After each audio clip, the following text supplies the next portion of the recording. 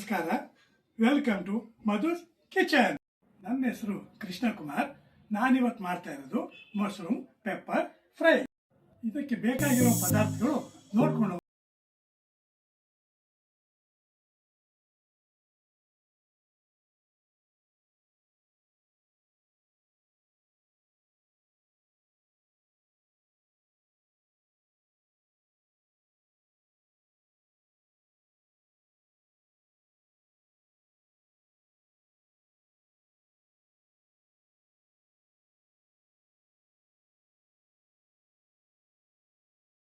ಮೊದಲನೇದಾಗಿ ಈಗ ನಾವು ಎಣ್ಣೆನ ಹಾಕೋತಾ ಇದ್ದೀವಿ.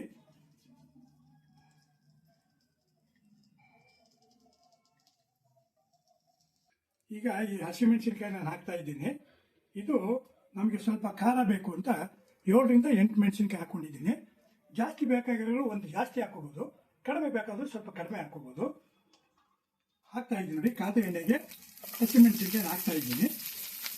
ಈ ಥರ ಎಣ್ಣೆ ಕಾದಿರಬೇಕು.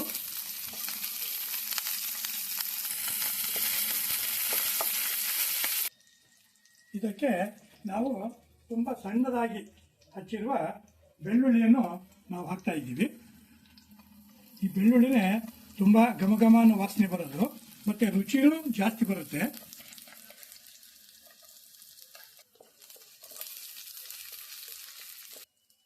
ಈಗ ಇದನ್ನ ಈ ಥರ ಉದ್ದುದ ಕಟ್ ಮಾಡ್ಕೊಂಡಿರೋ ಈರುಳ್ಳಿನ ಇದಕ್ಕೆ ಹಾಕ್ತಾ ಇದ್ದೀನಿ.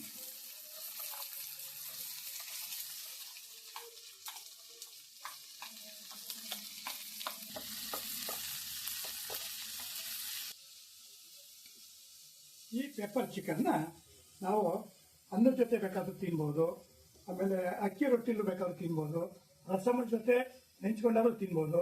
ಬಹಳ ಚೆನ್ನಾಗಿರ್ತದೆ. ಇದು ತಿಂದವ್ರಿಗೆ ಗೊತ್ತು ಪೆಪ್ಪರ್ ಚಿಕನ್ನ ರುಚಿ ಏನು ಅಂತ. ಈಗ ಈ ಕೆಂಪಗೆ ಕಾದ ಈರುಳ್ಳಿಗೆ ಶುಂಠಿ ಬೆಳ್ಳುಳ್ಳಿ ಪೇಸ್ಟ್ನ ಹಾಕ್ತಾ ಇದ್ದೀವಿ, 1 ಸ್ಪೂನು.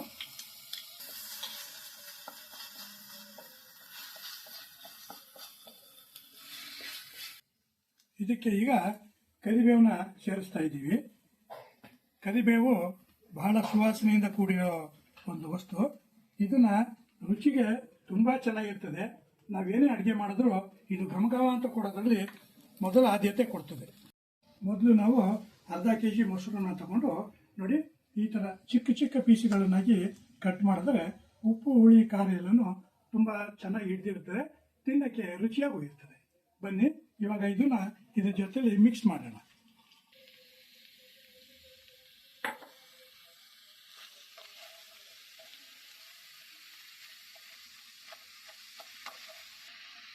ಇದನ್ನ ಮಿಕ್ಸ್ ಮಾಡುವಾಗ ಮೀಡಿಯಂ ಫ್ಲೇವರಲ್ಲಿ ಗ್ಯಾಸ್ನ ಆನ್ ಮಾಡಿರಬೇಕು. ದೊಡ್ಡದು ಮಾಡಿದ್ರೆ ತಳ ಹಿಡಿತದೆ, ಆವಾಗ ವಾಸನೆ ಬರುತ್ತೆ, ರುಚಿ ಇರಲ್ಲ.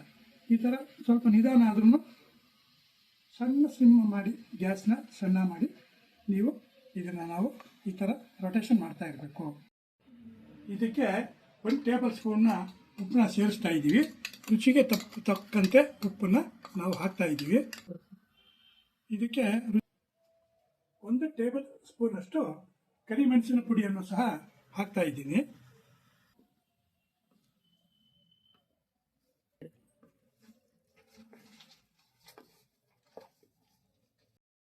ಈ ಮಶ್ರೂಮಲ್ಲೇ ನೀರಿರ್ತದೆ, ನೋಡ್ತಾ ಇದ್ದೀರಾ.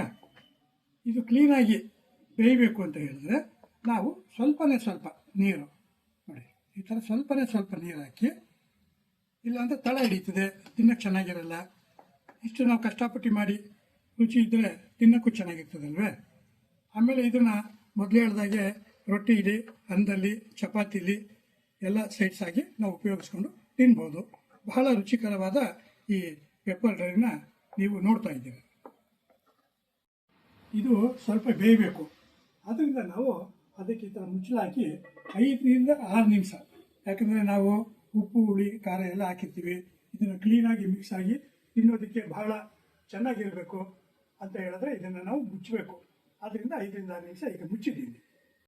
ಈಗ ಮಶ್ರೂಮ್ ಡ್ರೈ ತುಂಬ ಚೆನ್ನಾಗಾಗಿದೆ, ತಳ ಹಿಡಿದಿಲ್ಲ ನೋಡಿ. ಈ ಥರ ನಾವು ಡ್ರೈ ಮಾಡಬೇಕು.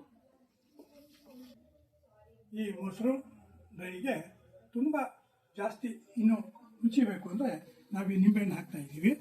ಇದು ಎಕ್ಸ್ಟ್ರಾ ರುಚಿಯನ್ನು ಕೊಡ್ತದೆ. ಇದು ಕೊತ್ತಂಬರಿ ಸೊಪ್ಪು ಬಹಳ ಸುವಾಸನೆ ಭರಿತವಾಗಿರ್ತದೆ, ತಿನ್ನಕ್ಕೂ ರುಚಿ ಇರ್ತದೆ. ಇದನ್ನು ಒಂದ್ಸಾರಿ ತಿನ್ನೋರು ಇನ್ನೂ ಸ್ವಲ್ಪ ತಿನ್ನಬೇಕು ಅಂತ ಅನ್ನಿಸ್ತದೆ.